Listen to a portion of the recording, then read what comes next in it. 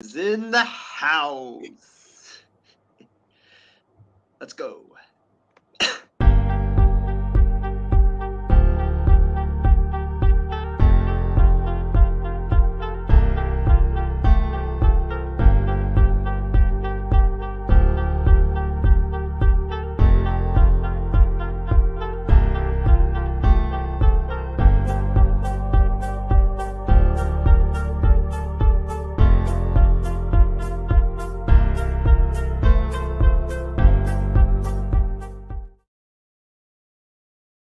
He's back! Let's go!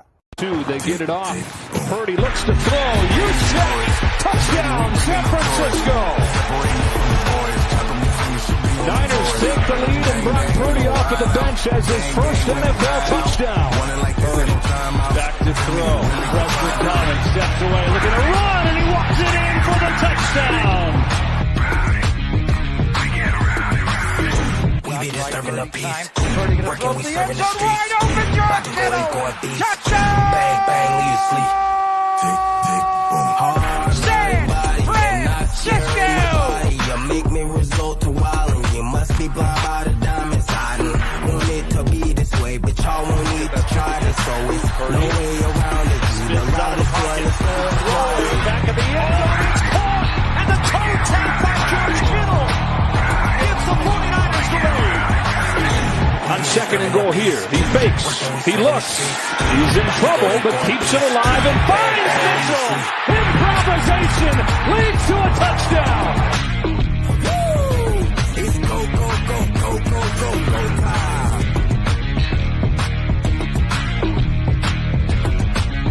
Tick, tick, boom. Oh boy. But I said, if you gave me Mahomes, if you gave me Lamar Jackson with his great legs and Mahomes' great arm, or you gave me Baker Mayfield, who would I want? I would want Baker Mayfield, and the reason why is because Baker Mayfield... I really think that now this is the worst case scenario for the San Francisco 49ers, is that they're going to have to cut ties with Jimmy Garoppolo if I were them. What? Oh my God! Wow, man! In any event, Kyle Gibson is definitely my NL Cy Young Award winner. Rock on, Gibson. And even Oh my! No way! Oh my God!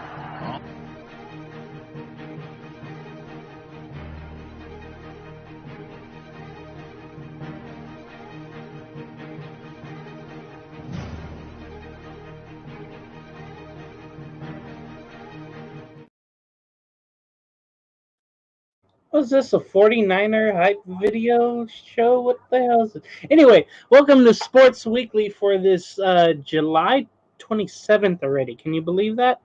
We're on an hour later, or hour and 20 later, but I just got back. I was straight bowling and sweating, working out.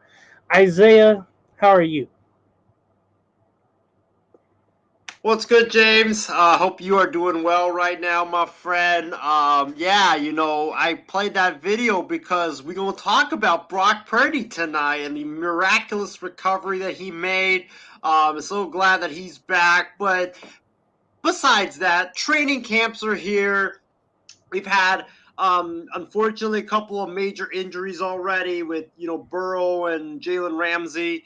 We got preseason football next week, Thursday, so 7 days away.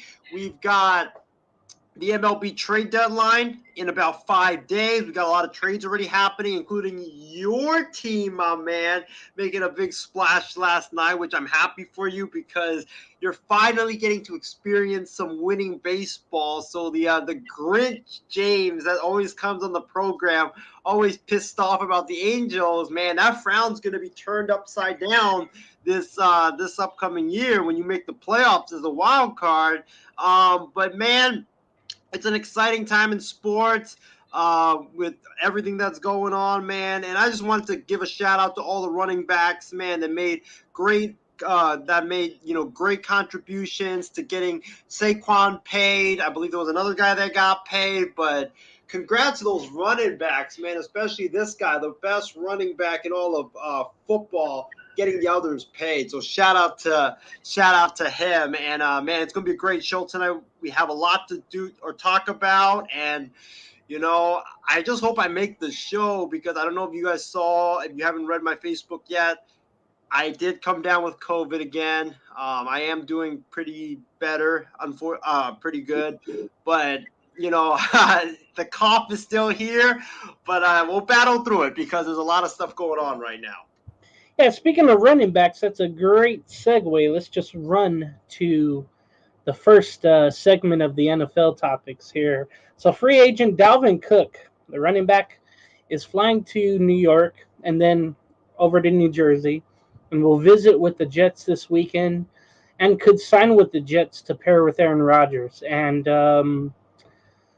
we know the stuff off the field is going on. That's a thing to monitor, and we have to wonder what's going to happen with that. So with all of that being said, what do you think about this situation? Dalvin Cook may be signing with the New York Jets. I think this is a mega splash for the Jets. The Jets, they need a guy like Dalvin Cook because Breece Hall, you don't know how he's going to be coming back from that major injury. So you add Dalvin Cook as an insurance, and Dalvin Cook is a hell of an insurance for the Jets if he does sign with them. And I think for Dalvin Cook's sake, I think he should sign with them because the Jets offer him something that a lot of these other suitors don't, and that is a great chance to win a Super Bowl. You look at teams like New England, you look at other teams that have been thrown in Miami. They aren't really there yet when it comes to competing for a Super Bowl, and he gets to run next to Aaron Rodgers or play next to Aaron Rodgers with Breece Hall, Garrett Wilson. He doesn't have to do a whole lot. The defense won't be clamping down on him as much as they did in Minnesota. I think it's a perfect move for Dalvin Cook to go into, and it's going to be very scary for the rest of the league if he does sign with the Jets because imagine a running back duo, James, of Breece Hall, who was dominating before he got hurt, and Dalvin Cook, and those guys just sharing carries. It's like you cannot take your foot off the gas pedal if you're the defense for 1 second because one guy goes out, well, then you have another mega star back coming in to run the football. And don't forget, if they're not running the football, you have Aaron Rodgers throwing it to Garrett Wilson, to Corey Davis, to the guys that they have there, Alan Lazard as well. So I think that Dalvin Cook, if he does go to the Jets, it would just add to another or to add to a already stacked team. And, you have the Bills there. You have the Dolphins there with their terrific offenses. Poor Patriots, man. They're going to be just sunk dead last in the bottom of that division with all that talent going on. And, man, that's going to be a fun division to watch. And I think that Dalvin Cook, if he does go to the Jets, it does add about 2 or 3 wins to the Jets total because you're adding just that dynamic weapon. So it's a no-brainer. Yep. If he does sign there. Remember, I was laughed at by another show or whatever. I was laughed at when I said New York Jets for Dalvin Cook, and knowing that this might happen, I'm kind of excited for it, just to get back at him. Shout out, again, I'm at C2C and Halos in the infield, but this is just this is going to be a good signing, I believe. Remember with Bryce Hall, he also is a pass catcher as well. You get him in the flat to catch some passes. Both have different running styles, but both can run up the middle really well. Dalvin Cook is more of a north-south runner. And Breece Hall, we have to see how he does coming after the awful injury he had last year in Denver. That just hurt the Jets, and they spun down. And that was just really unfortunate. So if that happens, I'm really happy for everybody in that situation. Everybody needs some help. And you mentioned the Patriots too. And again, shout out Ben Curse. Seems like they're going to bargain hunt for a backup running back for Stevenson. They're not going to go after Cook. They're not going to go after others whom are out there still. So that's going to hurt them. All right, so the second topic, if I may, Isaiah, the Chargers signed star quarterback Justin Herbert to a mammoth 5-year, $262.5 million extension. This is a big deal because he's coming up on his last year, I believe, of his rookie contract. And this had to happen. I know there was a lot of speculation that it couldn't happen with the ownership and them being broken away, not paying out Austin Eckler, having different receivers come in, and whenever they get rid of Allen and Williams, we'll see. Retooling the defense, but they got their best player there long term. So that was the big need for the Chargers. What you think about the deal for Herbert? I thought it was a no-brainer because when you think about the Chargers, who's their best player? It's Justin Herbert, especially on offense. He's their face of their franchise. He's the guy that makes them go, and he's probably the best quarterback they've had in a while. I mean, they had Phillip Rivers. He was pretty good, but I think you could argue that talent-wise that Justin Herbert's better than Phillip Rivers was, and because he's got a way better of an arm than Phillip Rivers. So I think that you could argue that Justin Herbert might be the best quarterback in Chargers history, but that's a different debate. But that's a different. We could debate that another time. But it was a no-brainer. I mean, this guy is the third best quarterback in the AFC. He's putting up video game numbers. You can't find those on trees. You cannot find those any day of the week. So the Chargers absolutely had to do it. I know the money is big. I believe he's going to get paid like $52 million a year for the next 5 years. So James, my thing is if he's getting paid $52 million, right, and he has no playoff wins, he's been to the playoffs only once, but he choked. What is Joe Burrow going to get paid? That's the big question.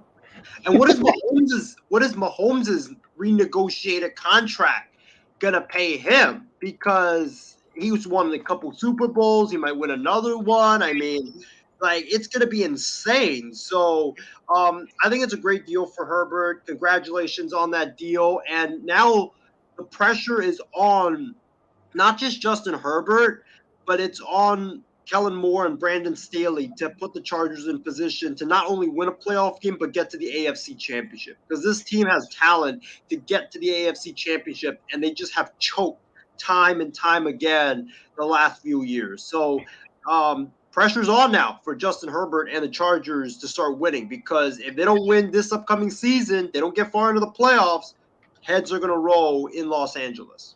That's what I was just going to say. Brandon Staley, he's been on the hot seat the last 2 years. I mean, when it came down to that Week 18 game against the Raiders, which they lost, last year was bad.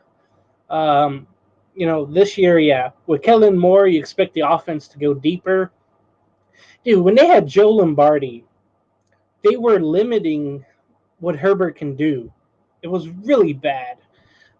Instead of throwing, downfield, they would throw screen passes, and it would riddle me, even though I hate him. I'm just like, well, you're not using him the right way. And I think Kellen Moore, hopefully for the Chargers and the team and the points for the offense, they're going to go downfield more. So I hope that happens. All right, so the third topic here. Bengals superstar quarterback Joe Burrow was carted off the field today during the Bengals practice after going down with a non-contact lower body injury. Bengals coach Zach Taylor, without the K, said that Burrow suffered a calf strain and that Burrow will undergo further testing on the injury. And that's what I was hoping. And he already had a cover on his leg as well. When I noticed the Twitter video, so I thought, oh no, it's not his knee, and Fortunately, it wasn't that. It wasn't, his other problems that he's had in the past. It's a little scary here, as we have in training camps. There's always someone who goes down. We'll talk about the next one. But what did you think of the situation in Cincinnati with Burrow and his calf injury? When I saw that he was carted off the field, my immediate thought was that he was out for the year, because you don't get carted off the field if it's not a severe injury. So I thought that he was done for the year, and I was going through scenarios in my head like, James, oh my gosh, we're gonna have to talk about the Bengals starting. I don't even know who's their backup, but we're gonna have to talk about them starting this guy and that guy. Maybe they'll trade for Trey Lance. Who knows? But I mean, then I was starting to think like, all these. I mean, Burrow's been in the league how many years? 4 years now. He would have had 2 seasons wiped away because of injury. Is it time we start calling him injury prone? So, for me, I'm glad that it was just a calf strain. But here's the thing. These calf strains are very tricky. I think about Kevin Durant. Remember, he had that kind of same looking injury as Burrow, non-contact injury.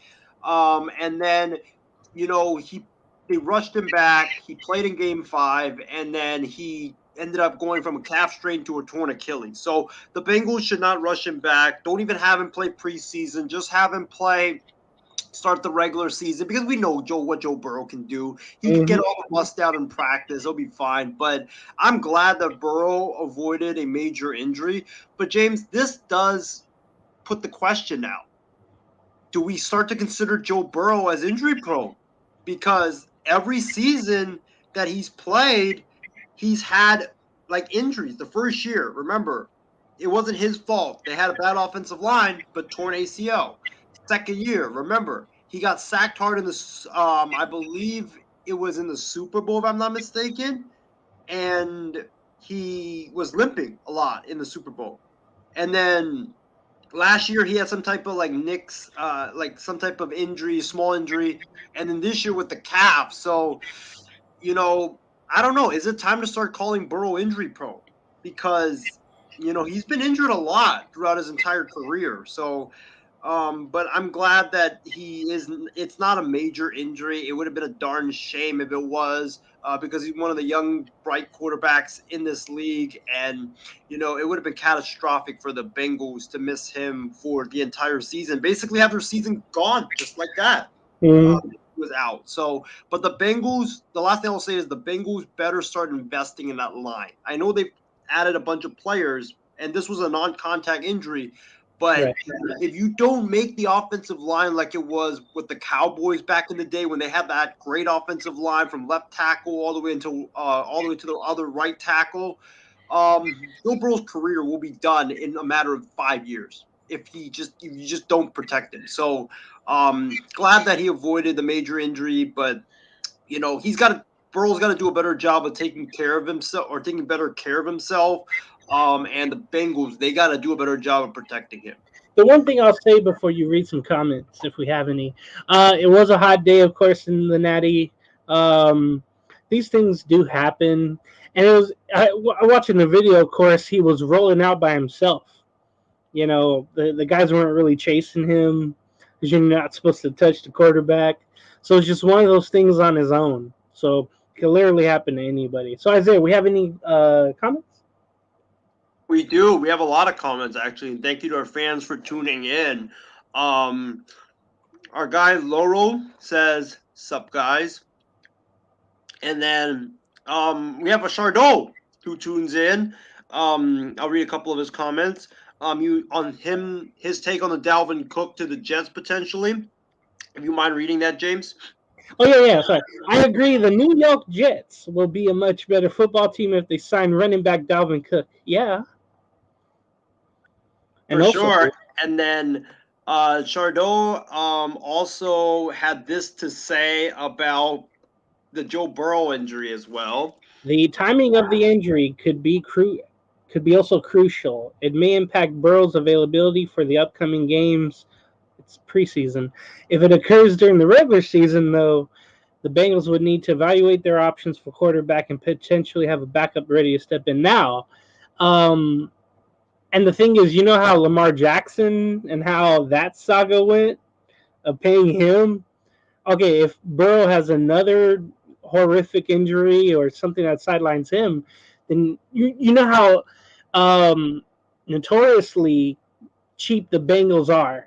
So I'm just saying, even though it's the quarterback, they might fight with him about what he should get as a quarterback. So that's the thing about that.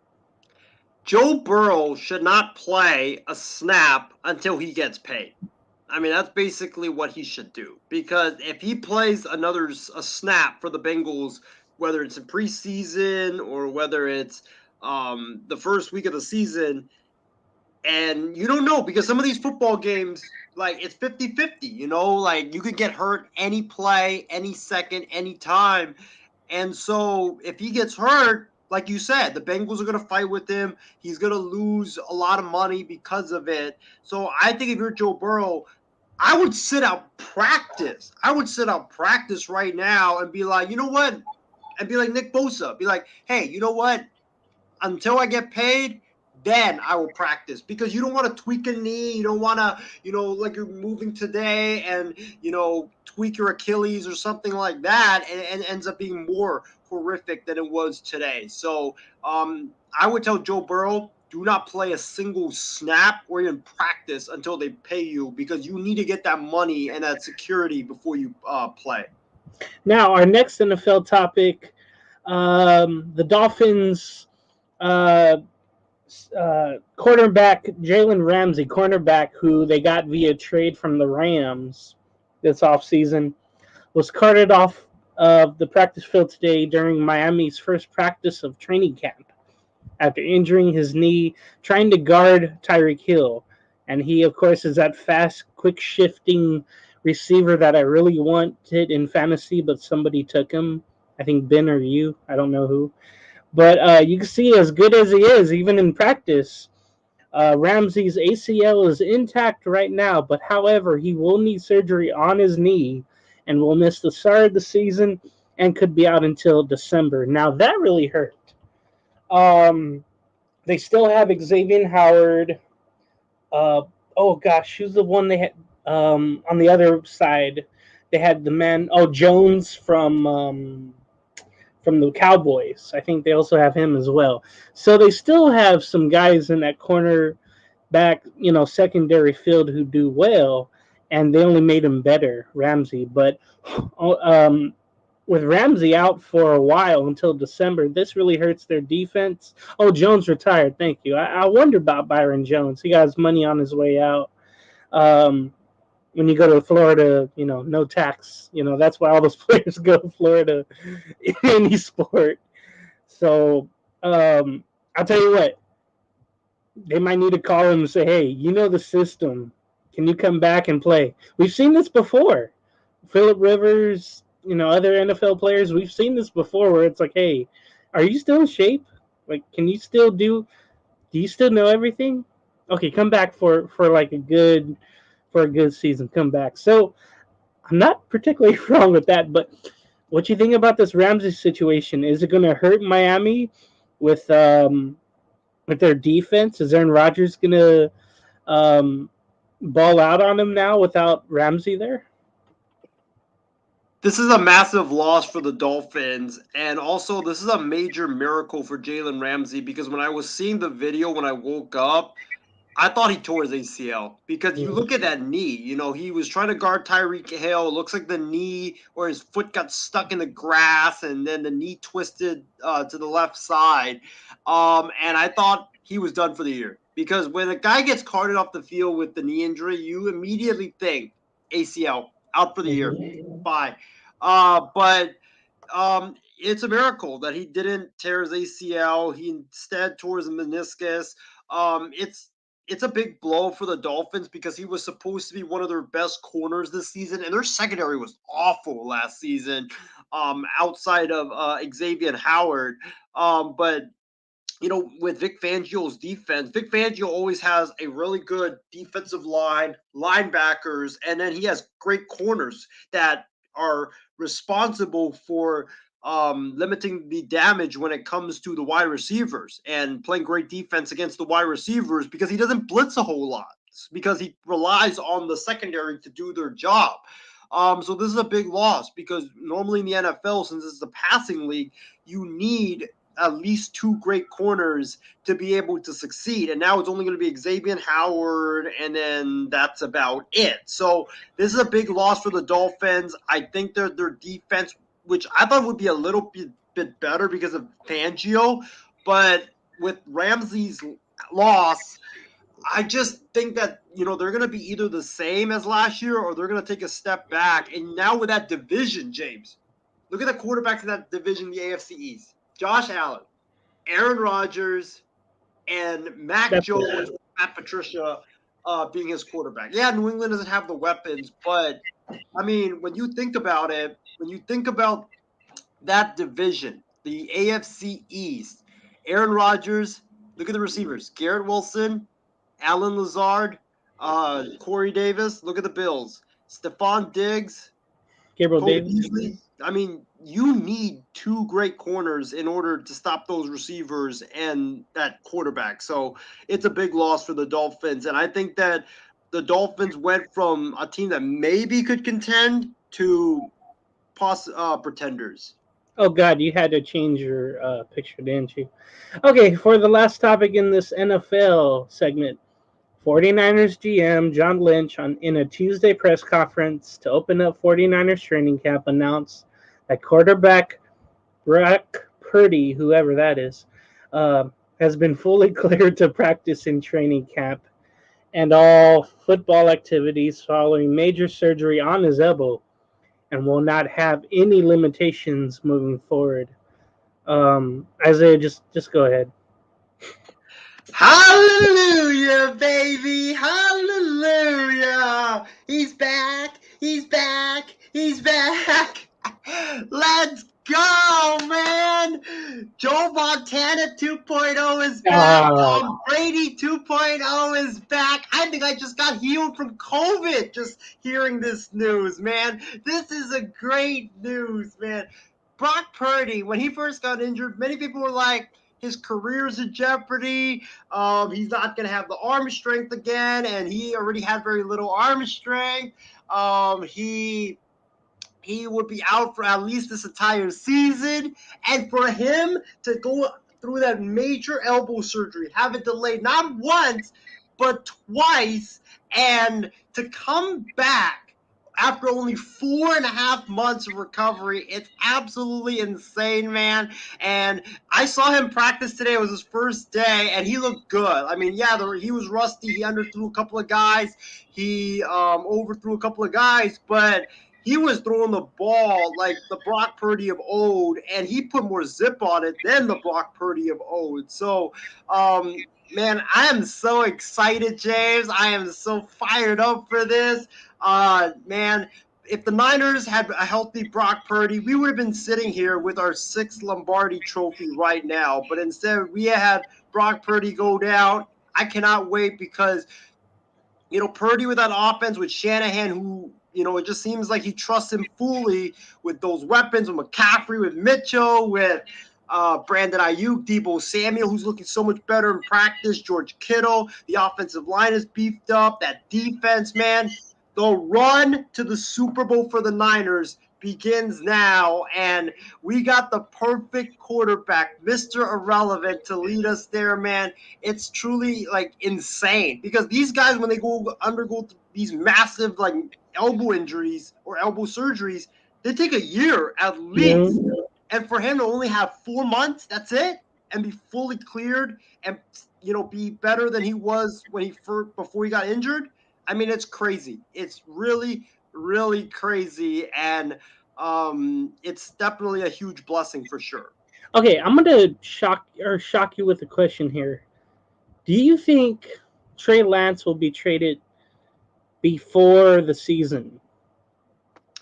I do. I do, because right now, when you look at the Niners, Purdy's fully healthy, and he looked really good in practice today. I know he was like 2 for 9, but I mean, he put the zip on the ball. Like, he put the zip on the ball. He was airing it out 45 to 50 yards deep. Like, that's what I wanted to see. Like, I don't care about how many passes he completed. Like, this guy hadn't thrown a football in a practice setting in 5 months. 5 months. And so of course he's gonna be rusty. But when you look at Trey Lance, he's competing with not only Brock Purdy but Sam Darnold as well. There's a good chance he could be the third string quarterback for the 49ers. And I think that if you're a Niners fan, you better hope that Trey Lance balls out in the preseason, because then I think you would see a team give maximum value for him, to trade for him, because Trey Lance has a lot of talent, and we know that a team like Minnesota has been very interested in the past in getting Trey Lance possibly as a successor to Kirk Cousins, and it just makes a lot of sense in that aspect. So I do, and I think that if you're the Niners, you should trade him, because you want to avoid that distraction and that constant question, oh, Purdy, Lance, Darnold. You want to avoid that, and you want to have the locker room united under one guy. And I think if you're Kyle Shanahan, you got to make a decision, and you cannot have it being, oh, we're gonna have Purdy run one possession and then Lance run one possession. Bill Walsh tried that with Steve Young and Joe Montana, and it failed miserably. So it's gonna fail miserably in this scenario. So I do believe he will be traded, because I just think from everything that's come out of the Niners headquarters, it's just been, okay, Purdy's QB1, Purdy's QB1, Purdy's QB1.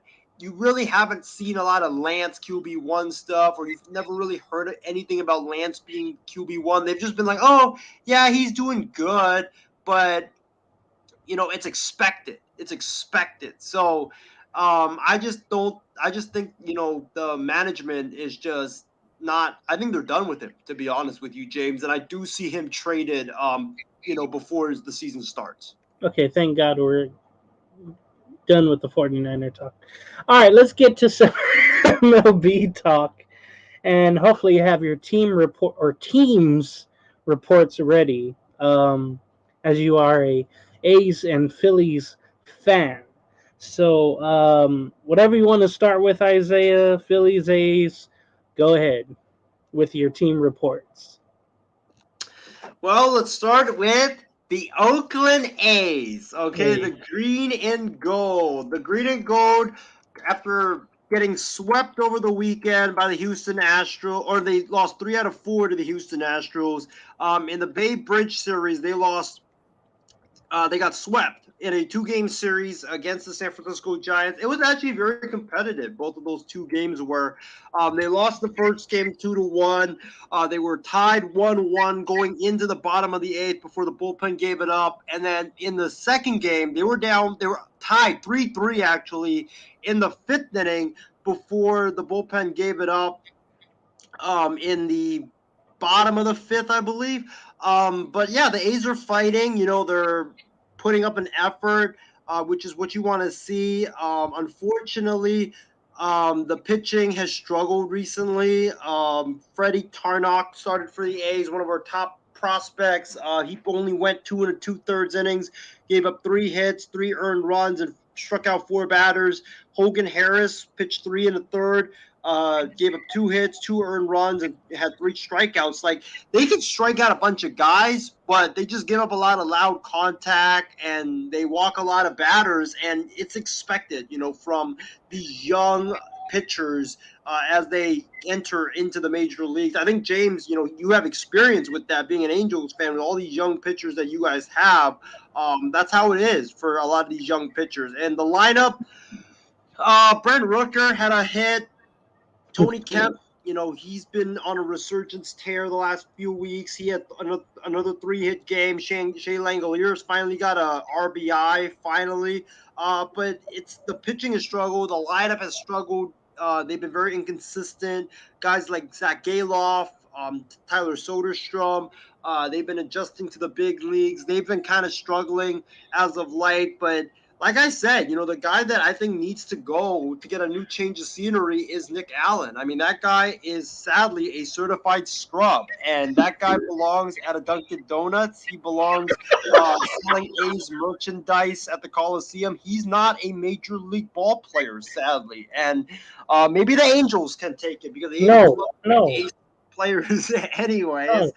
No. But you know, I mean, it's just disappointing because he was our top prospect a couple years back, and we did not want to include him in a deal for Max Scherzer and go all in that season when it was our last run, and it just pisses me off to this day. And I just don't know how to trust the A's front office when it comes to making trades now because they just haven't shown me the all the players that we got back in the Chapman, Olsen, Murphy deals, they all suck.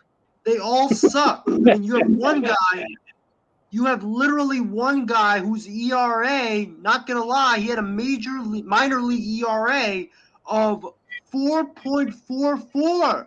How do you have a minor league ERA of 4.44 and expect to do anything in the major leagues? It just makes no sense whatsoever. Christian Pache, the main centerpiece of the Olsen trade, he's now in Philly. Couldn't hit a lick. They have Adam Aller, main piece in the Chris Bassett trade. He was supposed to be like the guy that the A's would be in the top of the A's rotation for the next 3 to 5 years.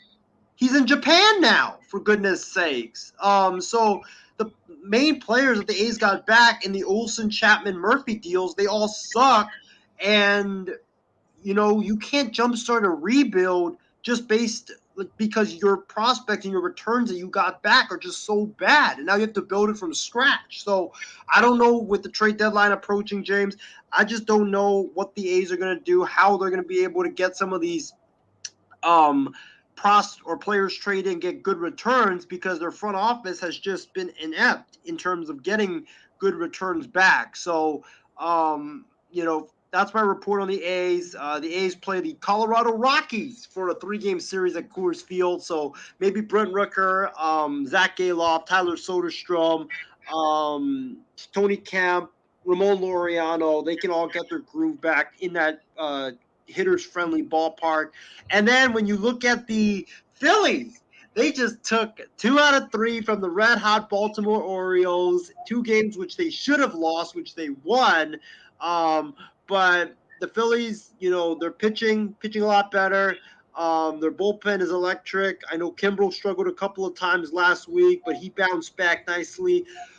But the main problem for the Phillies, James, is left field. And Schwarber, the other day when the Orioles got the late run to beat the Phillies in Game 1, there was a ball hit to Schwarber who should have caught that, but he mistimed his route and instead took a step too late to the ball and dived for it and failed miserably in getting it, and it dropped for a base hit and a double. If Brandon Marsh is there in left field, that's a catch, and the Phillies are going to extra innings and probably winning that ball game and sweeping the Orioles, but instead they lost. So they got to get better in the outfield defense and maybe another hitter as well. But if you look at their schedule coming up, it's very easy. You know, they got against the Marlins coming up. They got the Nationals. They got the Royals after that. They got Minnesota. So they do have a lot of easy games coming up. I know Miami just got Robertson in the deal from the Mets. We'll talk about it later. But Philly's got a pretty easy schedule coming up. They just need to make some trades to fortify the outfield and to get one more starting pitcher. Okay, Isaiah. Quick things. I'm trying to find what it was, but I'll ask you first on the Philadelphia Phillies. There was talk that Bryce Harper could play first base and then go out and get another outfielder or DH, whatever the case was. Who do you think the big bat will be that Philadelphia gets? I don't know, actually. You know, especially after tonight, because the Padres are apparently listening on Juan Soto. And if that's really true, I expect Dave Dombrowski to have aggressive conversations with the San Diego Padres to get Soto because Dombrowski loves to hunt for stars. And when you think about the Phillies, Soto would be a great fit in left field, or you could put him maybe in right field and put Castellanos in left field. I don't know. But Soto would definitely help the Phillies' outfield defense. He would add another big bat to that lineup. I know it would take a lot, but I mean, Dave Dombrowski doesn't care about the farm system. He doesn't care about prospects. He doesn't care about, your future. He cares about winning now. And the Phillies have a team that is able and ready to win now. So I could see him pulling the trigger on that deal. Um, if I have to guess, if it's not Soto, probably Cody Bellinger because, left-handed hitter, the Phillies need another left-handed bat in their lineup to even things out with the righties. And also, he's a very good outfielder, and he's having a great season. And I don't think he'll cost that much because he'll be a rental for like 2-3 months. So if I have to guess, probably Cody Bellinger. But for me, I want Juan Soto. And if the Padres are really going to sell, go get Soto. If they're really listening, go all in on Soto because I think there's a higher chance that Soto signs an extension with Philly than he would in San Diego, which I said, when the Padres signed Machado, you literally chose Manny Machado over Juan Soto because you cannot afford to have Bogarts, Machado, Soto, and all the guys that they have on massive long-term contracts right now. That's true. And then I don't know if there's any truth to this. I saw this on Instagram about the Oakland A's and the fans that are boycotting, reverse boycotting the Giants game in Oakland. And I heard or I read that the president there of the A's is hiking prices up. Is there any truth to that? Yeah, tickets are now $44, cheapest ticket, which is ridiculous because normal tickets for games is 10 to 15 bucks. I mean, I got my ticket to the A's Red Sox game, which is a prime matchup because it's Boston. I got my ticket for $5 last week. So that just shows you how bad the A's are and how nobody wants to come to games and how cheap the tickets are. So for you to raise it at $44, absolutely ridiculous. They're trying to turn fans off to not come to the ballpark. And it's just, this front office, this ownership group, they're just pathetic. They always try to do this crap and, they try their best to turn fans off and get fans not to come. I don't blame the fans for not coming. I blame the ownership because they're raising ticket prices when the team sucks. The concession food is not great. The giveaways are not great. I mean, which kid, James? What kid honestly wants a tote bag as their giveaway? Like, who wants to leave their who honestly wants a tote bag as their giveaway? There's no bobblehead. We haven't had a bobblehead giveaway of a player in the last 3 years. That's how bad it's been. And then you think about, they don't even do jersey giveaways like they did back in 2018, 2019. They don't even give shirt giveaways, player shirt giveaways. They restrict autographs heavily in Oakland. So it's just been a complete crap show from the beginning. And, for the A's, the ownership group, they should be ashamed of themselves. And it's just a damn shame that MLB is not going to force them to sell. Yeah, we all hope something could get done, but it doesn't look like it. So, Isaiah, you want to know about the Angels? Okay. Well, I'm going to wear this hat right now. I'm cautiously optimistic. I don't know what to think. I really don't. Well, they had... Oh, go ahead, Jim. Giolito, bro. You got Giolito. You're going for it. We might. J Mac, you said, has a comment if you want to read that before, or if I want to read that before. James had to leave the camera off to laugh his ass off at the $44 ticket remark. No, I was surprising people with this hat. Yeah, it's a hat. Anyway, the Angels, after taking 2 of 3 from the Pirates on the weekend, had Monday off, and then they took on the Tigers for 3 straight. The Angels held on to win 7-6 in 10 innings. I don't know what you think, but would you use your closer with a 4-run lead? I don't. I would if he had like 3 to 4 days off before, because he needs to get some work in, so that it makes sense. But if he had pitched the night before, hell no. No, they were off. Well, anyway, that's what happened, and it seems with the all-star closer Estevez, it's either 3-2 or 1-run leads he holds, but when it's 4 or more, he doesn't have the same mentality. It's a closer's mentality, I guess, where it has to be 3 or less, and then he's all gamed, But he did get the win, surprisingly. Loop got the save. Loop has been good as of late. It's been a shock. He got the first save. So the Angels won 7-6. And then the inclement rain came in Wednesday. There's supposed to be a game, but it was rained out, whatever you want to say. So that was postponed. And we wondered if Shohei Ohtani was going to make his start. It was going to be that day. But because of the rain out, there was a doubleheader today. The Angels won 6-0 in the first game. Shohei Ohtani had a complete game one-hitter. Yes, this was without Miguel Cabrera in the lineup, but I think it's still a great feat. It was his first complete game shutout, by the way.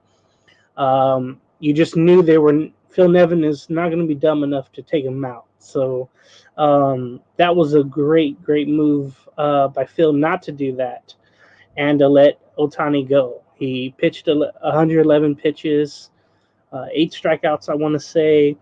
ERA down to respectable 3.43, considering how he started. All right. And then the next game of the doubleheader, the Angels won 11-4. Sandoval got the win. His last 2 starts have been really good as of late. So he's 6-7. Hopefully Sandoval can make it happen.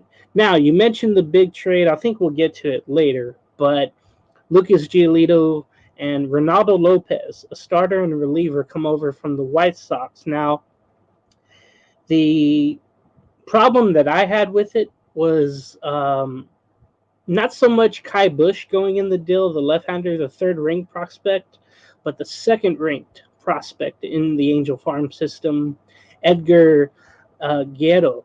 And he was going to be the future, but Logan O'Hoppe is the now catcher and future catcher for the Angels, along with Matt Thaiss. So I guess it's a risk-reward move you make. Like I mentioned, you have to give up something to get something. It's just, that's how things are. And somehow, Isaiah, the Angels are buyers right now. They played enough to convince themselves that they are buyers. We'll get to the trade, in the more in the MLB topics. But the Angels went into Detroit, swept them, so that felt good. They will go on now to Toronto. They'll go over the border to face the Blue Jays. 4:00 locally here on Apple TV Plus, and then Toronto Saturday's a 12:00 game, and then on the Peacock app Sunday morning at 9 a.m. If you have, I don't have that. I gotta find that. And then then they go to Atlanta to face the Braves. Of course, that trade deadline's coming up on August 1st. So we'll see what else the Angels can do. I don't think they're done with since they're buyers now for some damn reason. I don't know how that feels, but I finally felt it yesterday night after the game. I was like, or after the postponement, I'm like, man, what else is there to talk about? And boom, the trade happened. Mike Trout is still injured. Brennan Drury will be back soon. We'll wonder. Zach Neto's back now from the back injury. We'll see what happens. But finally, something good is happening. And they're all in because this is the final contract year with Shohei Ohtani. And I don't know if he's going to go or stay. I think it all depends how the Angels finish, honestly. And a great comment here by Ishmael Lancaster. Shout out to Ishmael saying that I'm finally happy the Halos are going for it. You know, I rarely wear a hat during the show, but yeah, it's time to raise the roof if you have one. So good things, I guess, are happening, but the issue is the schedule. So August, let me tell you quickly about August. It's crazy. So again, Toronto, Atlanta, and then Seattle, San Francisco, Houston, Texas, Tampa Bay, Cincinnati, the Mets, and then to end August, 3 in Philadelphia. If you remember last year, what happened in Philadelphia, where that losing streak continued, and both, Madden got fired, Girardi got fired before. That's the past, I know. So Ishmael saying good morning from Kansas City. Shout out to you, Ishmael. That's right. It's what 2:30 over there. So yeah, that's the team. Time. Get your eggs and bacon. It's breakfast time. 2 a.m. All right. So let's get back to the business that's at hand. That's hot wearing a hat when it's like humid outside and inside. Anyway, let's get to some more MLB topics. The Los Angeles Dodgers and the St. Louis Cardinals are in talks, according to Jorge Castillo of the Los Angeles Times, on a mega trade that would send Nolan Arenado to the Dodgers. Arenado, the third baseman for St. Louis, reportedly would waive his no-trade clause for a trade to the Dodgers, and the Cardinals could also throw in one of their coveted stars in Jordan Montgomery or Jack Flaherty in the deal. And the Cardinals are reportedly interested in top Dodgers prospects Bobby Miller, Gavin Stone, Emmett Sheehan, in addition to Max Muncy and Chris Taylor. Oh boy. If this happens, Isaiah, you have to wonder really if this trade goes down. And quickly, one thing I'll say about it, I think that's the only team Arenado would waive his no trade clause to, because he grew up a Dodger fan. Even though he was in South Orange County, like Freddie Freeman, he was a Dodger fan. So it's funny how these things line up because of location. And I just think he would waive his no trade clause if a deal goes through. So what do you think of the prospects that this Arenado deal may get done going to the Dodgers? James, I thought All-Star Weekend was last couple weeks ago, right? I thought the All-Star game was a couple of weeks ago. So why is potentially we could have an All-Star team the rest of the season? It makes no sense whatsoever. But my thoughts on it is if the Dodgers get Nolan Arenado and you get a Jack Flaherty or a Jordan Montgomery, just hand them the commissioner's trophy already, or what the commissioner says, a piece of metal. I mean, like, who's going to beat that team? I mean, they're right now, look at their lineup. Mookie Betts, Freddie Freeman. They just got Ahmed Rosario from the Cleveland Guardians in a trade, and they dealt Noah Syndergaard in that deal. JD Martinez. You have Chris Taylor there. You have Max Muncy there, but I think Taylor and Muncy would go to St. Louis in that deal, I'm guessing. You just replace Taylor and Muncy with the best third baseman and a guy that arguably is one of the best defenders in all of baseball and one of the best offensive players in all of baseball. You replace those two guys with him? Like, it's just not going to be fair. And to top it all off, the Cardinals would just throw in one of the two coveted starters, Montgomery and Flaherty, on the market as a topping piece. That's it.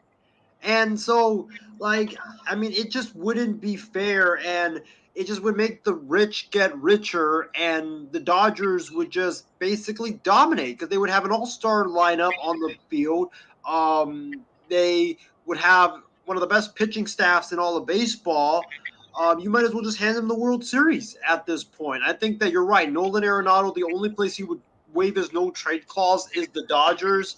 I do kind of, even though I'm saying it's not fair, I do kind of want to see him though in with the Dodgers because Nolan Arenado deserves to be in the playoffs and deserves to be on a team that's competing for a World Series. You know, it would be fun to see how he does on that stage because Nolan Arenado is made for the big stage. So for Arenado, I think this would be amazing. But for the Dodgers and as a baseball fan, I would hate it because I want parity in baseball, and this just makes the Dodgers the clear-cut favorites if this happens. But I think also, James, this signals that St. Louis, if they trade Arenado, Goldschmidt is gone.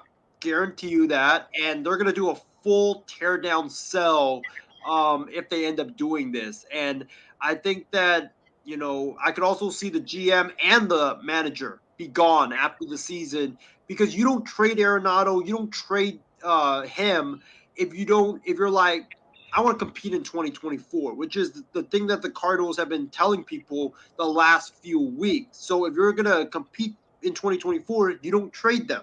But if you don't want to compete in 2024, well, then go ahead and trade them and tear everything down and reset your organization from the beginning. By the way, they have other pieces too. The starting pitcher who was thrown out tonight in the first inning, hitting Hap after he hit Contreras with a backswing. Miles Mikolas, he was ejected for hitting Hap right in the butt cheek, it was a breaking ball, but there was intent for that. So Miles is also another name in that. The Cardinals have a bunch of players. I know Dylan Carlson. Who's that other Newman? That shortstop. I want to say, what's his name? Edmund. Tommy Edmund, yeah. No, Donovan. Yes. And then Paul DeJong, Tyler O'Neill. I mean, this could look like a whole different Cardinals team, just full of, prospects, players from other teams. It seems like the Cardinals, and they're known for their Cardinal way. It seems they've lost their way. Even Contreras can go too. That's been an awful fit. It's just weird that this team. This is the first time in 50 years that they've been this bad. They started off really bad. First time in 50 years that they were like last place. They had a record like they had. They went up and down recently, but never getting back into the thick of things. That was true. I don't even want to read that comment right there, Isaiah, so take that down. We have any more comments, Isaiah? Yes, we do. We do have a couple. We do have Jason Barber with a comment for you, James, about about you saying should the Angels have used their closer in a 4-run lead? This is what he says. Yes, sometimes the game is won in the 8th and not the 9th. Well, he was brought in the 9th inning. And like I said, this closer, though, and, he likes the Braves. It's different with his team. But with Estevez, just with him, he's just not comfortable with a more than 3-run lead. He's done this all year long. Believe me, I cover the team. I know what I'm talking about.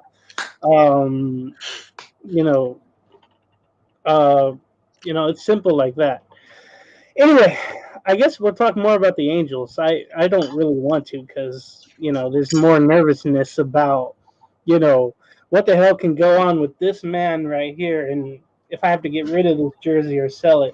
Anyway, the Angels took Shohei Ohtani off the trade market on Wednesday night, and everybody cried on the East Coast and in Dodgerland as a sign that they intend to buy and try to make the playoffs, which is foreign. The Angels swung the first major blockbuster trade of the trade deadline week, acquiring starting pitcher Luis Giolito and relief pitcher Renato Lopez from the White Sox in exchange for those two top prospects, like I mentioned. Number 2, Edgar Giolito, the catcher, and then number 3, Kai Bush, the left-handed pitcher. Now, let me tell you about this, Isaiah, real quick before I go to you. These two prospects, Edgar Giolito is 19, 20 years old. He was having great couple of years in the minors. Had a bad start to this one, and then he's revved it up. Kai Bush he looked like he was on the trail to get to the majors this season, but injuries have derailed him. So that's been unfortunate. Now, it's a thing with these prospects. You have them, but you really don't know what you have when they make the major leagues. In getting Giolito, he's been better lately in his starts. His ERA has gone down for a change. He did face the Angels well when they faced when the White Sox faced him. Arenado Lopez has a real low ERA. So it's two needs the Angels really, really needed. So, Isaiah, what do you think about the Angels making this trade and then the intent to make the playoffs with taking Shohei Ohtani off the trade market? So I'm going to start off with the Shohei news. I think the Angels are stupid for doing that because now you're basically banking that, hey, we're going to make the playoffs. If we make the playoffs, we maybe can re-sign Shohei. Maybe, right? Because the thing is, I don't see the Angels, even if they make the playoffs, I don't see them going farther than the wild card round. Right. And would Shohei re-sign if you make it just to get bounced out of the wild card round? Maybe. So this is like a big gamble that you're taking. And I think that when you think about Ohtani, and yeah, I understand why they did it because they sell a lot of tickets with him. They sell a lot of merchandise with him. They get a lot of people to come to the ballpark with him. Artie Moreno makes a lot of money with him, and he's their face of their franchise. He's their star player, so he brings excitement and energy to the ballpark and to the team. But I think that if you had traded him, you would have gotten one of the top returns that any team could have gotten for a player in MLB trade deadline history. Because last year the team would only get him for 2 or 3 months. But this is Shohei Ohtani. This is like if LeBron got traded in his prime, or if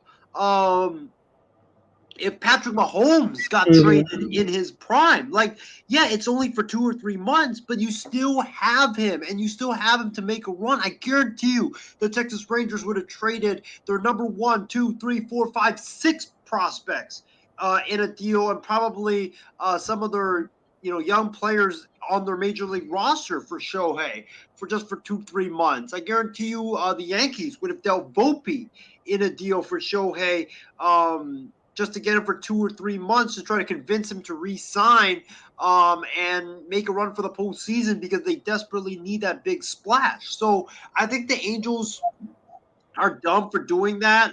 Their schedule, I'm looking at it now, it looks very hard. And sadly, they could be buried starting tomorrow with the Blue Jays coming to town. After the Blue Jays come into town, the Angels have, and this is in Toronto, by the way, which is a tough place to play. Then they have the Braves in Atlanta for 3. Then they have the Seattle Mariners for a 4-game series, and the Giants for 3. And the Astros, the Rangers, the Rays, the Reds, the Mets, the Phillies. And then they have the A's, which is going to most likely be an easy series. But then you have the Orioles and the Guardians. The hard part of your schedule is coming up. You've played a lot of trash teams right now. And, yeah, you're in the thick of the race because you played an easy schedule. But now the hard part of your schedule comes. And what if you get buried between now and end of August? So all of that dealing was for nothing, and you just lost an opportunity to basically remake your entire farm system.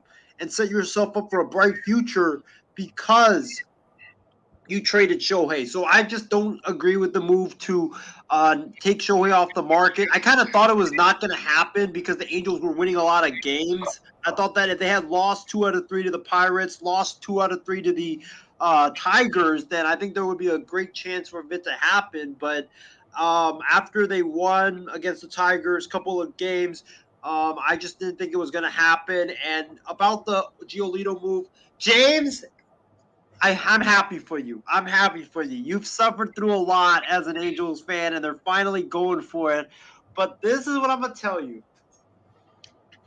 You may have gotten Giolito and Reynaldo Lopez, which were 2 excellent additions. The Angels needed starting pitching help. They got Giolito, who's having an outstanding year for the White Sox.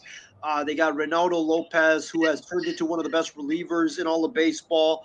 But here's the thing, James.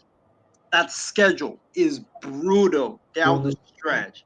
And yeah, you got Giolito and you got Lopez, but that schedule is brutal. And I just hope that your team didn't make these moves just to end up being buried by that tough schedule and being diluted by the fact that they played an easy schedule and they're only, I believe 3 games back now of the last wild card, just to end of August be 10 games back and be out of it. So I think it's a good move, but is it too little too late of a move? And also for the Angels, they gave up a lot in return for a rental. So you better make the playoffs. If you don't make the playoffs, you are screwed because you're losing Shohei. You lost 2 of your top 3 prospects. I mean, your present would be screwed and your future would be screwed as well. That's right. So yeah, that's why I'm like cautiously optimistic because of the schedule, just because of the team and the track record. It's not good. Man, just there's a lot of things happening, but and maybe more to come. But it's all predicated on making the playoffs and looking good, so this man here can stay. Well, you have Mickey Moniak. You can build around Mickey Moniak. Man, that doesn't sound as delusional as it did, last year. Anywho, let's talk about the team down south here, the San Diego Padres. Have begun to listen on offers for superstar Juan Soto, as you mentioned, as well as top pitcher Blake Snell and closer Josh Hader, and could be major sellers at the trade deadline. Just think about all the moves they made the last 2 to 3 years to just disappoint. It's amazing to think what has gone on with the San Diego Padres. So what do you think about the Padres as they fall even more and more in the wild card and the division? Forget about it. What do you think about the Padres possibly being major sellers at the deadline? Start the sell, San Diego. Start the sell, San Diego. That's what I think about it. The Padres are done. The Padres aren't going anywhere, and I'm not surprised because you will never win with that ticking time bomb, Fernando Tatis Jr. That guy is a distraction in the clubhouse. That guy messes up chemistry, and also you don't know when he's going to get in trouble or do something stupid and hurt himself. So you're never going to win with the so-called best player in all of baseball. You're just never going to win with him. And I think that for the Padres, you should just start selling because you're not going to win the division. You lost 2 out of 3 against the lowly Pirates. In a series which you had to not only take 2 out of 3, but you had to sweep to even have a chance. And now you play the Texas Rangers for a 3-game set in Petco, who have one of the best offenses in all of baseball. It just doesn't look good. And I think the Padres should sell. I don't think they're going to make the playoffs. Snell should be on the move. Hader should be on the move. Soto should be on the move. I'm trying to think of other guys that should be on the move. Maybe Ha-Seong Kim, Trent Grisham, see what you can get for them. You think Herbert? Yeah. Maybe you can see what get for them. But yeah, I mean, this Padres team just massive disappointment. And you're right. Like, who would have thought after all the moves they made, after getting Soto, after getting Seth Lugo, Matt Carpenter, that they don't even make the playoffs, and it's an expanded playoffs. They don't even make that, and it's just super disappointing. It's amazing just how. I'm going to say this, and it's just something I've been thinking. They've bit off more than they can chew. Remember, I think it was Juan Soto who mentioned, "Oh, it doesn't matter who we play in the World Series, we're going to win." Um, they've had the moxie, they've had the the Soto shuffle, the Manny attitude, the Tatis, showing off stuff. But all of that has led to really nothing other from a divisional series win last year against LA, slaying the Dragon, but losing to Philadelphia in the championship series. And that's got you really nothing. And with being a seller now, possibly, what do you do? Because your farm system is really bad. The future could be very bleak with all these big contracts. Television contract is done. Where are they going to get the money to pay for all these contracts? It's going to be a very interesting offseason here with the Padres down here in San Diego. Now, let's talk about one of my favorite players of all time. And I'm not even joking with you, Isaiah. Carlos Santana, not the guitar player who recently had his birthday, I think 73 years old. The baseball player. The Milwaukee Brewers acquired him, the first baseman designated hitter, who had a big home run in that Padres series, by the way, from the Pirates in exchange for 18-year-old shortstop prospect Johnny Seferino, whom we'll see him, I guess, with the Pirates in a couple years. But Carlos Santana, like I said, he doesn't hit for average. No one really does anymore unless you're Arise and Moniak. But this guy has all the clutch hits, it seems like. Late inning hits, home runs. And then defensively, he's still really good at first base. I'm telling you, even though he's as old as he is, he made this one dive to his I forgot what direction. It's been a while, but there was one play in San Diego that he made on Wednesday, and it was amazing to think that it was him. So he still has so much left in the tank, and I really wanted him, but the Brewers get him. So what do you think about this move about Milwaukee and only giving up prospect Johnny Seferino for Carlos Santana going to the Milwaukee Brewers? This is a very solid trade for the Brewers. They needed a big bat in their middle of their lineup, left-handed bat specifically. And now you get a guy in Santana who is a very well-established bat. He's a guy that's had big moments in the playoffs throughout his entire career. He's been to the playoffs a lot. You think about what he's done. He's got 12 home runs this year. He's only struck out 69 times. That's not a lot. He's got 53 RBIs. He's a guy that is really productive, and I think that he would definitely help the Brewers for sure. Even though he's old, but yeah, you're right. He's definitely a great defensive first baseman right now, and also he could be a DH too whenever you need him to be a DH. And the prospect they gave up, he's 18 years old. Like the thing with prospects is we always hype them up, but we don't know how they will translate. Like they look good in AAA, they look good in AA, they look good in single A, but there's a lot of guys that look good in single A, AA, AAA, and just suck in the major leagues. Nick Allen, but. Yeah, like I think that it's a good move. Brewers are going for it. They have a win now team. You gotta go all in because this might be their last year with this core because Craig Counsell's a free agent. The manager, he's a free agent at the end of the year. They already lost David Stearns, their president of baseball operations. He stepped down.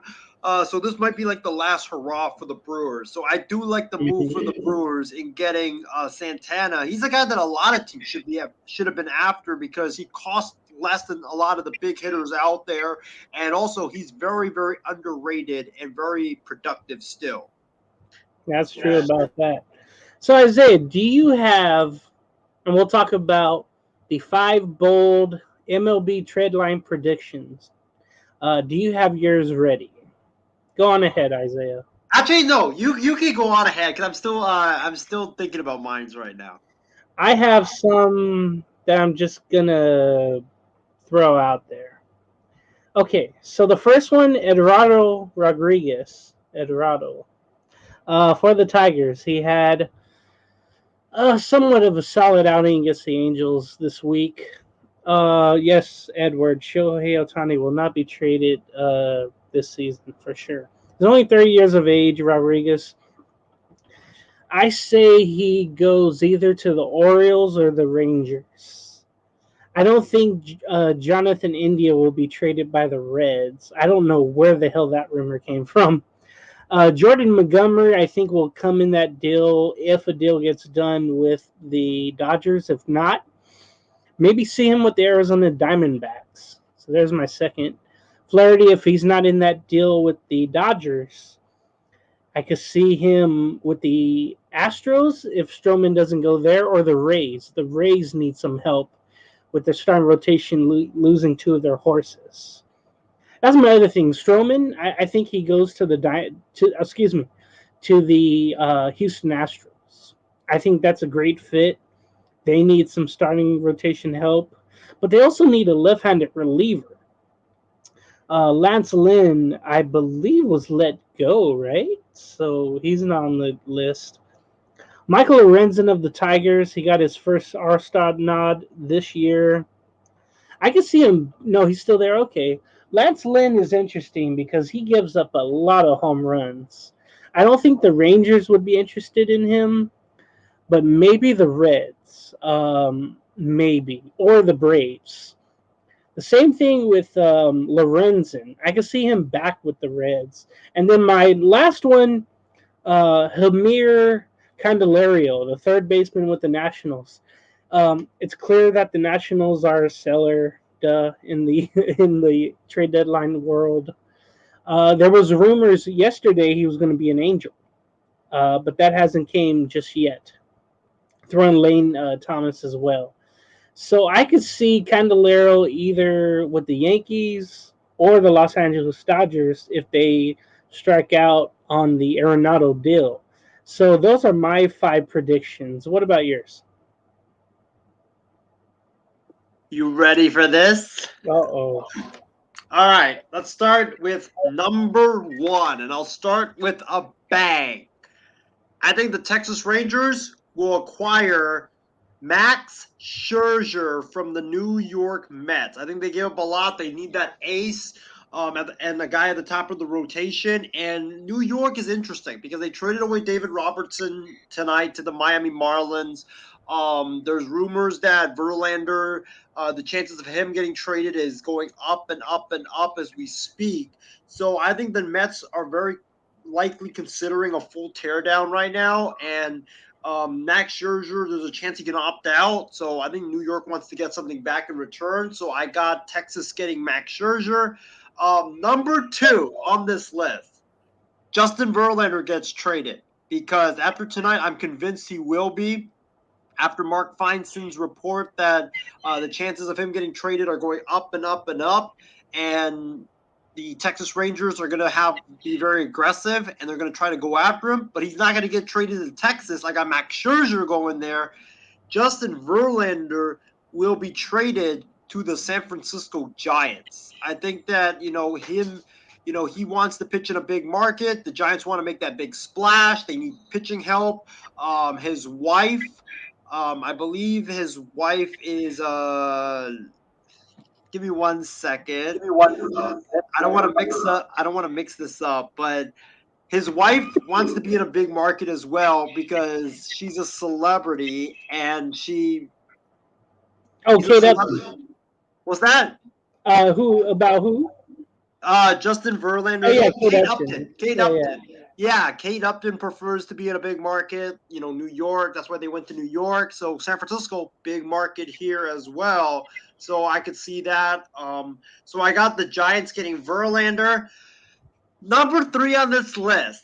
James's Angels will make another trade, and the Angels, ladies and gentlemen, will acquire Yeimer Candelario from the Washington Nationals. They need a third baseman. They'll go after him.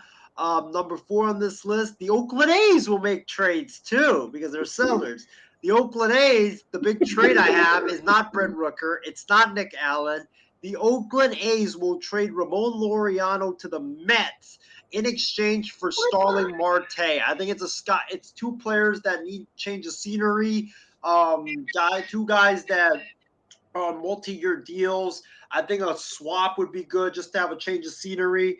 And the A's liked Marte a lot, reportedly, from his time in Oakland back in 2021. So I could definitely see that. Was I number 3 or 4, James? No, that was 4. So you got one left. All right, number 5. Number 5, and this is going to be a big one. Josh Hader will be dealt. Not Hader. I misspoke. Juan Soto will be traded, folks. Juan Soto will be traded, and Juan Soto will be traded to the Miami Marlins. Big bat. They have the farm system to do it. They have a lot of young pitchers to do it, and Juan Soto wants to be on the East Coast, and the Marlins are going to be aggressive, as evident by their trade for David Robertson. They're going to be aggressive. Juan Soto will be dealt to the Fish. That's something Miami really hasn't done in forever. Usually, their high-profile players go. They don't come to Miami. So that'd be a nice step in the direction with a team that holds a wild card spot right now. They're holding for dear life. But that would be an amazing turn of events.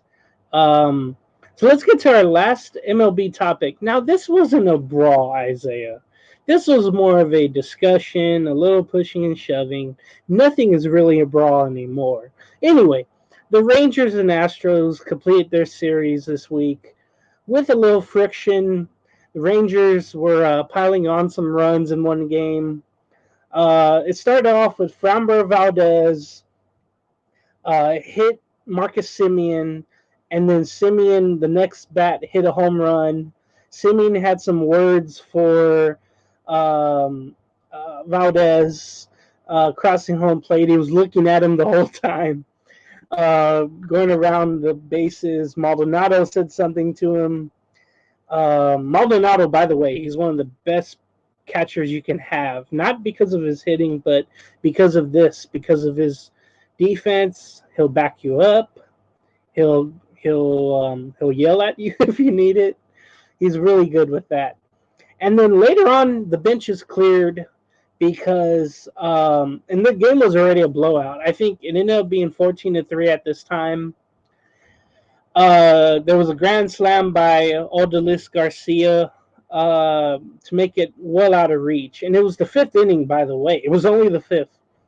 And this is a big rivalry, of course, with Texas, and with Texas being in first. Houston not too far behind. But Garcia hit the grand slam, and everybody got together for a little chat. Maldonado was right in there saying, "Don't talk like that. Don't say anything. Just, round the bases, go in the dugout, basically." It was your typical, "Hey, hold me back, hold me back." No, I'm not going to do anything. Okay, everybody go back to... They have the bullpens run out for nothing, Isaiah. That's what I hate about these skirmishes. So, Isaiah, what was your reaction to this heated AL West discussion that they had during the game? I freaking loved it because that rivalry between the Rangers and the Astros have never really been a rivalry. I mean, they both have been good at different times, and when one or the other has been good, the other team has been bad. So it's finally so good that these two Texas teams are good at the same time. They're managed by World Series winning managers, Bruce Bochy for the Rangers, Dusty Baker for the Astros, and they're both going for it for the AL West. And I'm so glad to see this rivalry just at its peak now, because we need this to be a rivalry, to be a heated rivalry in baseball. You know, it's like the Yankees and the Red Sox, you know, the Mets and the Yankees with their Subway Series rivalry. When you have those rivalries in the same like state, you know, two teams in the same state, Rangers, Astros, then I think it just makes for a very fun, competitive rivalry between the players, the managers, the coaches, the fans as well. So it's like, you know, Angels Dodgers. Why is it so competitive? Why is it so why is it so you know, the fans always go back and forth. You know, I know Giants and A's as well. So yeah, I loved it. I think that I hope to see this in the playoffs. You're right. This wasn't really like a brawl. This was more of like, you know, Simeon hit a home, or he got drilled. Then he hits a home run to respond, which I understand. And the Astros get mad because he literally swung the bat, or Garcia swung the bat, and he stood there and watched the home run. Like, I get why they got mad, but the Astros are sensitive, man. Like, what are you doing? Like, okay, let the guy admire his home run. Like, it's a playoff environment, big game, big showdown. Let him just admire it, you know. Let him admire it. I don't get what the problem was with that, but I love it. You know, I love this feistiness that we have in this Texas rivalry, and I hope that we see this in the playoffs. Yeah, it would be a great series. I would very much enjoy it. I would hate it, being an Angel fan, but Well, that'd be the best. James, if I may add one thing, there is reports that if Verlander does get traded, the two teams that would be front runners for Verlander would be getting ready for this: the Rangers and the Houston Astros. So I mean, you could see like this could be like, remember 49ers and Seahawks, or Lakers and Clippers, where it wasn't just a battle on the field or on the court. It was a battle in free agency and trades and all that stuff. Each team trying to get like players that the other team wanted. So we could have an arms race in the AL West between the Rangers and Astros at the deadline. And, you know, it's going to be very fun to see potentially Verlander either back in Houston or, you know, in Texas, but with the Texas Rangers, and then the Astros are probably going to get someone. It's just going to be a great duel between these two teams. I'm happy you mentioned the NBA, because we'll transition to our only NBA topic. Not much has gone on, but the Boston Celtics, I think, had the biggest bombshell of the offseason so far. They have finally signed Jalen Brown to a 5-year, $302 million Supermax contract extension there, thus ending all speculation and rumors of a potential Damian Lillard trade to Boston. That's still in favor of Miami, by the way. It was amazing to think that they would go into this season without him being signed long term. It would have been maybe the smartest move, but as I read Isaiah, the statement by the Celtics was basically, hey, you have Tatum, why wouldn't you have his teammate there, Jalen Brown? Now they just need a win. And they've gone offensive definitely with Porzingis making that trade and Smart leaving. So they have to outscore everybody. But what did you think about this move by the Celtics signing Brown long term, and does he deserve the Supermax? You guys all know I don't like to admit when I'm wrong, but this is an occasion that I will have to, because I literally went on all of our shows that we had the last 3-4 weeks and basically pounded the table and said that the Damian Lillard saga screams Boston. Because I was like, Jalen Brown hasn't signed yet. What's going on? Why hasn't he signed it? It's been like 20 days already. Why hasn't he signed it? I told you so. Damian Lillard's coming to Boston. Jalen Brown hasn't signed yet.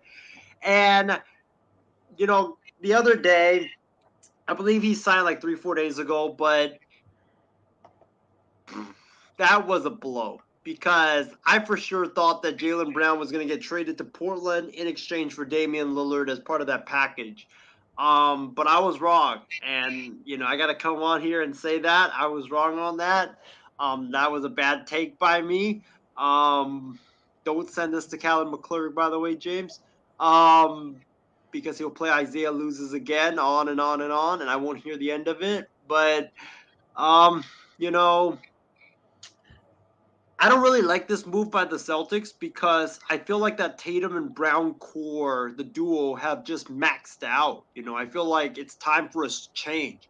It's kind of like the Kawhi or the DeMar DeRozan and Kyle Lowry duo, which they were good. Not as good as Tatum and Brown, but they were good. They had so much potential, but they were just maxed out. And I think that this is what this is.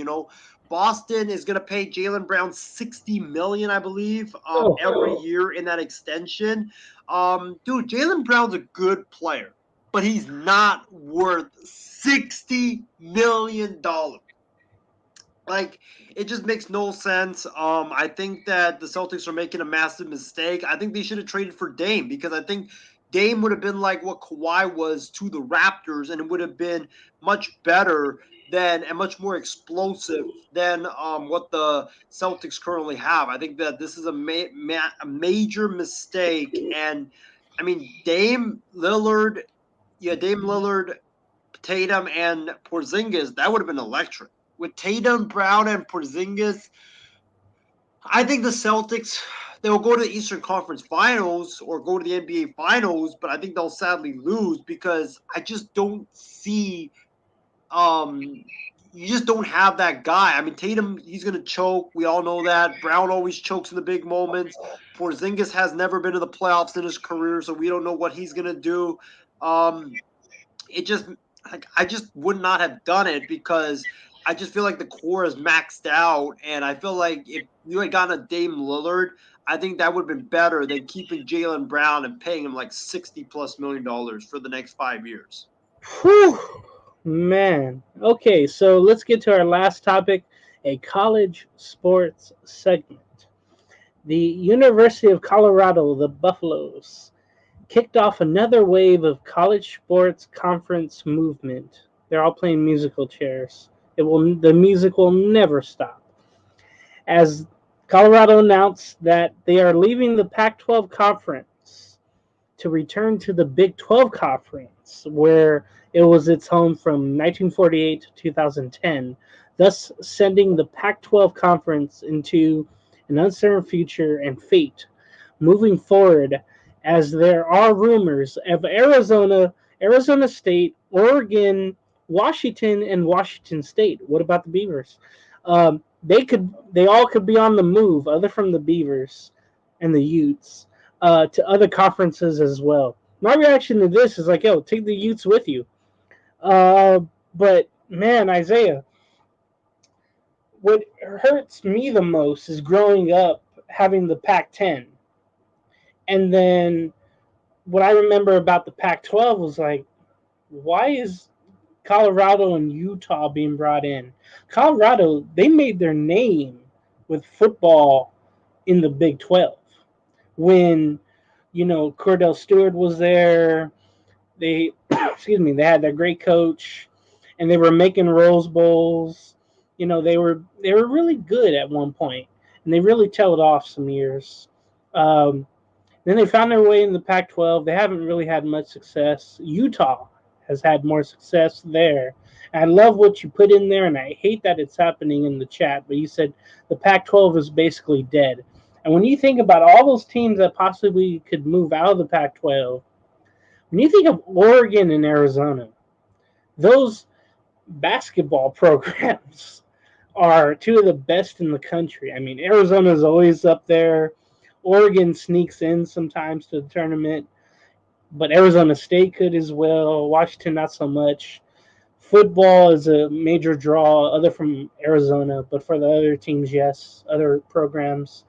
And then the fact that you lose UCLA and USC after this season, that was a major blow to the Pac 12 ever regaining its respectability.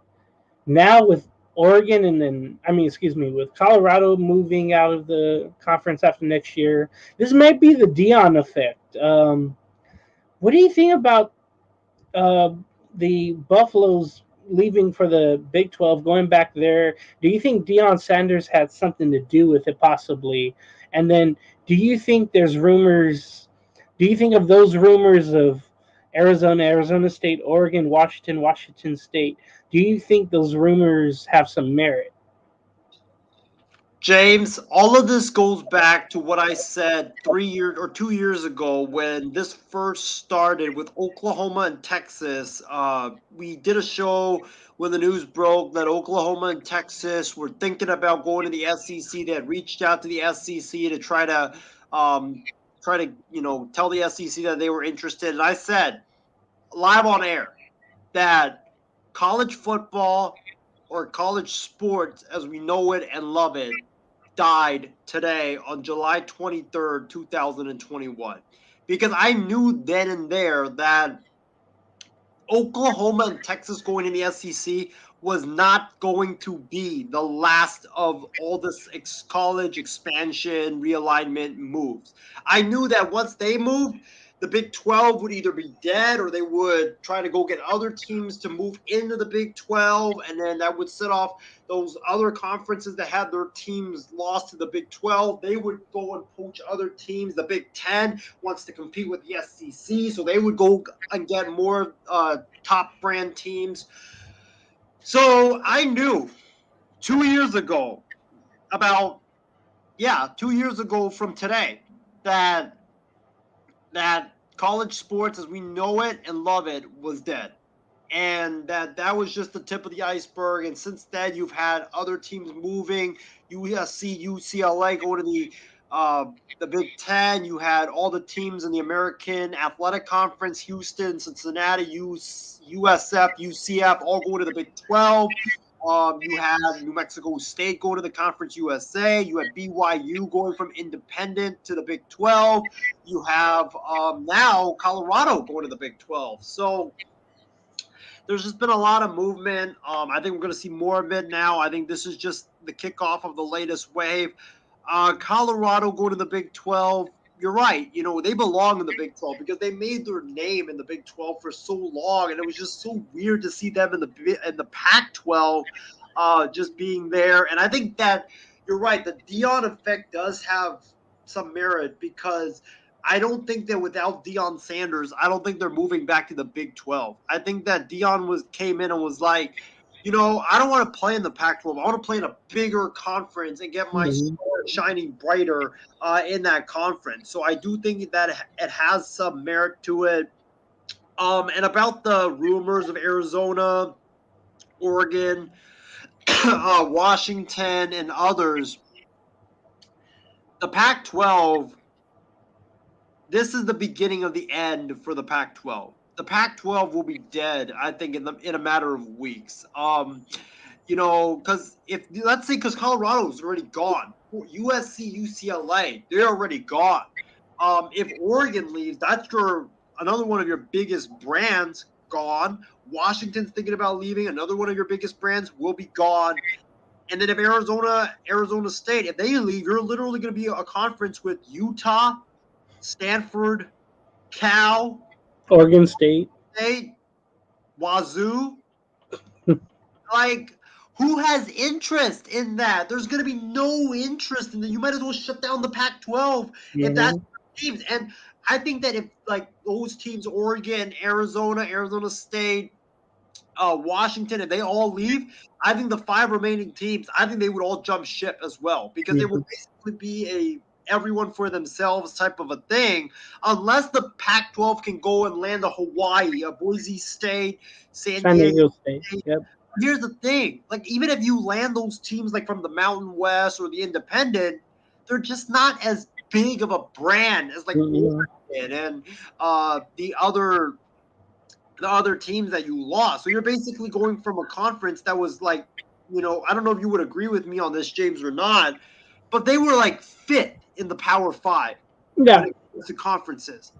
There would be four power conferences, and then it would be a bunch of dirt, and then the Pac-12. That's how the Pac-12 would stand if you lost all those teams. So I think this is the beginning of the end for the Pac-12. I think the Pac-12 will be dead in a matter of weeks, and now I'm be very interested to see what they do moving forward. Are you bringing in Boise? Are you going to bring in Hawaii? Because, James, this is my Hawaii Rainbow Warriors big chance to get into a Power 5 and be a member of the Pac-12, which is something I've been dreaming for years. Heck, I think the SEC, crazy idea, I think the SEC should invite Hawaii to join the SEC because you get that island spirit along with the South. So, but, kidding aside, Hawaii, this is their big opportunity. I hope the Pac-12 invites them, but it depends what the Pac-12 does.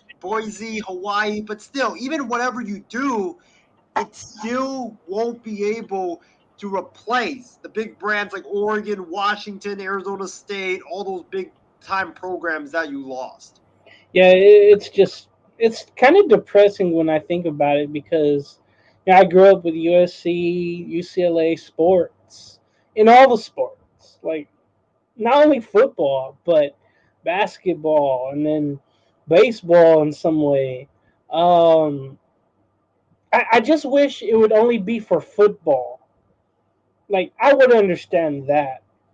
But when you take away, USC, UCLA versus the Oregon schools against the Washington schools, everybody against everybody in the Pac-12, when it comes to basketball, it's a really good conference. They don't get as many teams in the tournament, but it's their natural rivalries. They're all in the same place. And then what I feel like with the Big Ten getting USC and UCLA with football, all those teams in the Midwest there would be like, who the hell are you? Like, why are you here? And the USC and UCLA, they're not going to be used to those November cold games whenever they go to the Midwest or East back there. It might be it's already a bad move just looking at it, but just I know they want to compete for being a Power 5 conference, and they want to compete for national championships, and this is the only way now. But that move really hurts the conference of the Pac-12 and what they were. Isaiah, you have any announcements of MI6 here before we get out and have our final thoughts? Yeah, so a couple announcements. It's been a great show tonight. Couple announcements I do have is that the MI6 Sports Network and the IM6 Sports and Entertainment Network will be doing a live fantasy football draft show this upcoming Saturday. We have a league that is very wild and wacky. We got a lot of crazy point scoring. So we're gonna have that for you on Saturday. Make sure you guys tune in. We might have James play the Mel Kiper role and be like, this is why you shouldn't have drafted this guy. This is why you shouldn't have drafted this guy. So make sure you guys tune in for that. And we're gonna have a trade deadline show on Tuesday, August 4th at night. We're gonna have that show. We're gonna be discussing all the deals that went down, all the major trades, the bombs that went down. So can't wait for that. Make sure you guys stay tuned in for that.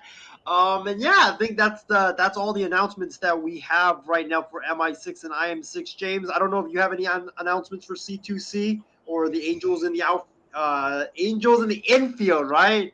No. Angels in the outfield. No. Oh my God, I already butchered it a couple of times. Good God.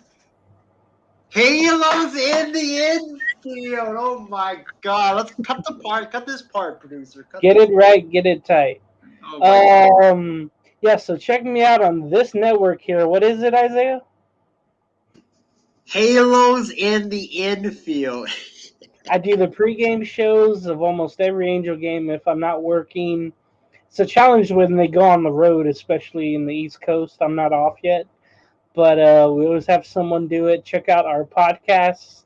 Check out the post-game shows. It's very good stuff. If you want real coverage of Angels baseball and of the MLB, I also do Around the League show. So check out Halos in the Infield. And also, you can find me on Coast to Coast Network Wednesdays. I was out this Wednesday, but I should be back in there. I should be back in there next Wednesday with Sports Minute and all the other shows that I'm not on, but I oversee for now. Check out all the shows there. Cover sports, entertainment. There's jokes all there. Four Bros will come up, I believe, tomorrow. I should know that.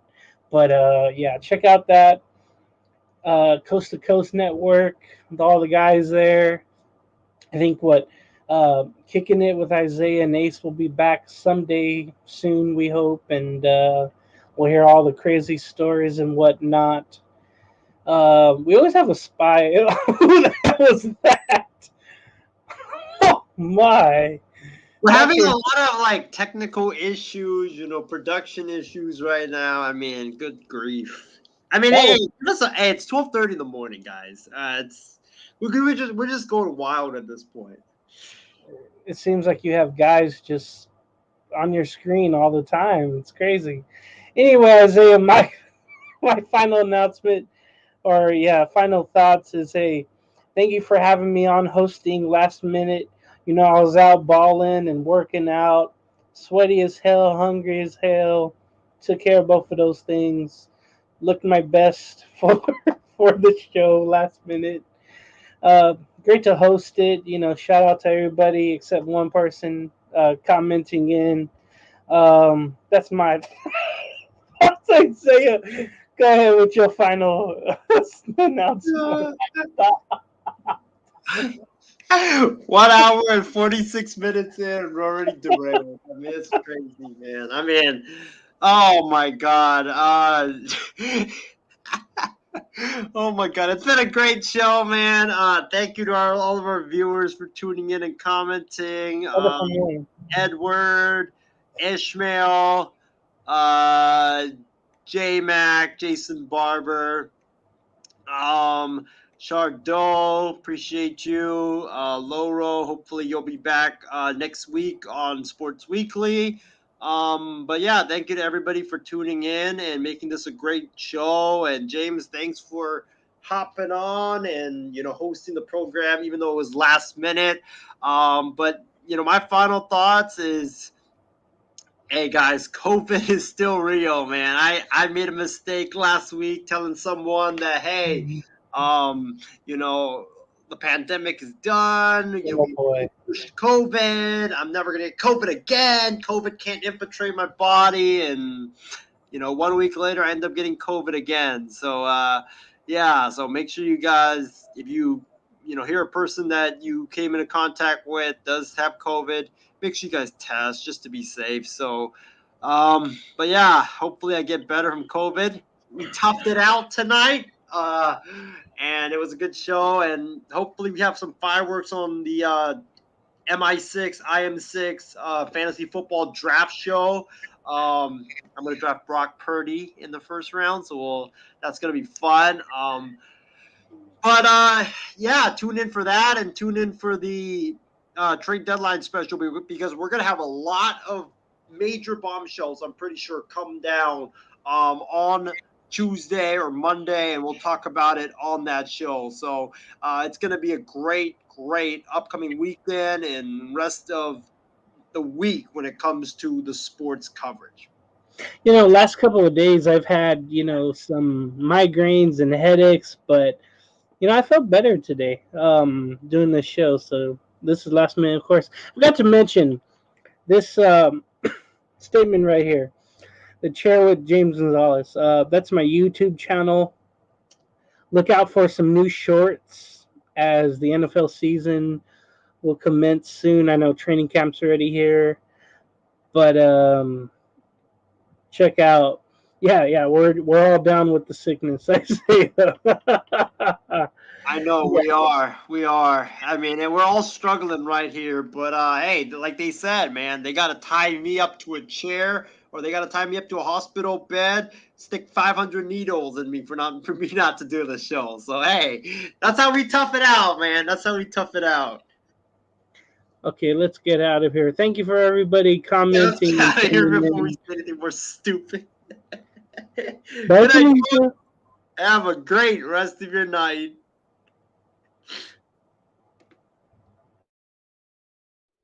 But I said, if you gave me Mahomes, if you gave me Lamar Jackson with his great legs and Mahomes' great arm, or you gave me Baker Mayfield, who would I want? I would want Baker Mayfield, and the reason why is because Baker Mayfield... I really think that now this is the worst case scenario for the San Francisco 49ers, is that they're going to have to cut ties with Jimmy Garoppolo if I were them.